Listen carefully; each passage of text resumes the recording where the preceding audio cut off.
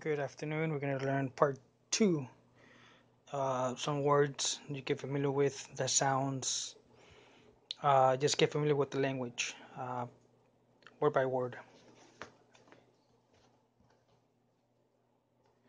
So we have Pili. Pili means child. Kali.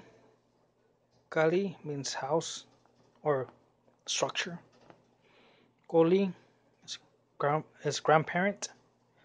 Moli, which is quite easy, it's a food. We all know it. It's mole. Yowali means night. Yowali. And Pantli. Pantli means flag. And we got some extra bonus words for today, some vocabulary.